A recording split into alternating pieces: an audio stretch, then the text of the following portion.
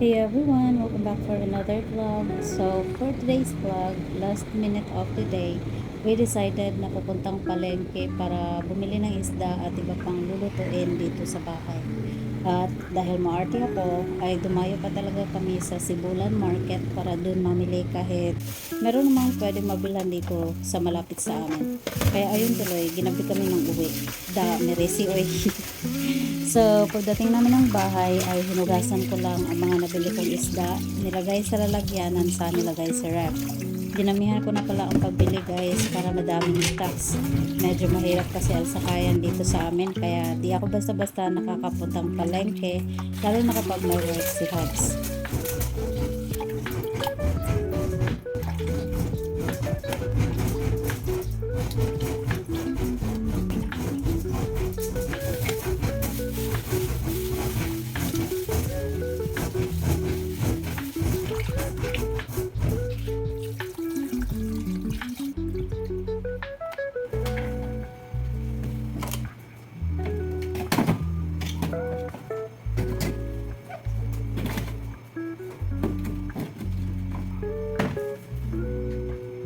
Nagprito na din pala ako ng uulamin namin for dinner at ang ulam namin ay my favorite pritong tilapia. Yes guys, favorite ko talaga ang pritong tilapia kaya lang minsan na ako makakain ito kasi ayaw ni Habs na palagi kasi nga ang cholesterol daw. O diba? Healthy living yarn.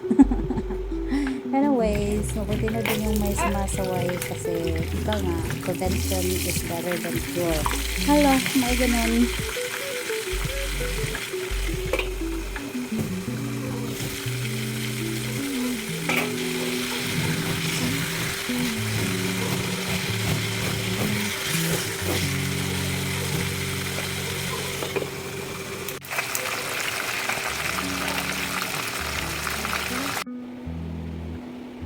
Siya nga pala guys, nag-iimbak din pala ako ng kanin.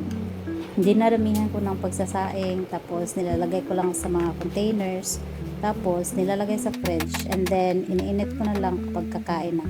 Nakita ko lang din to sa YouTube at kinaya ko lang. Okay naman siya, very convenient, time saving, saka walang tapon sa kanin. Nung maluto na ang ulam namin ay nagkakuna na kami ni Habs. Kasarap ng ulam namin guys, lalo na may kapares na maanghang na sausawan. O siya, kain tayo. 20 na nang duha. 20. 300? Doon ang tas Pilipino.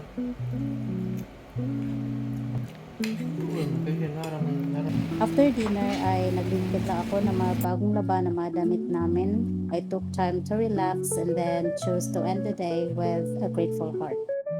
Kahit simple lang ang araw natin, let's remind ourselves that small, quiet moments are still something to be thankful for. Thanks for watching. See you in my next vlog. Bye!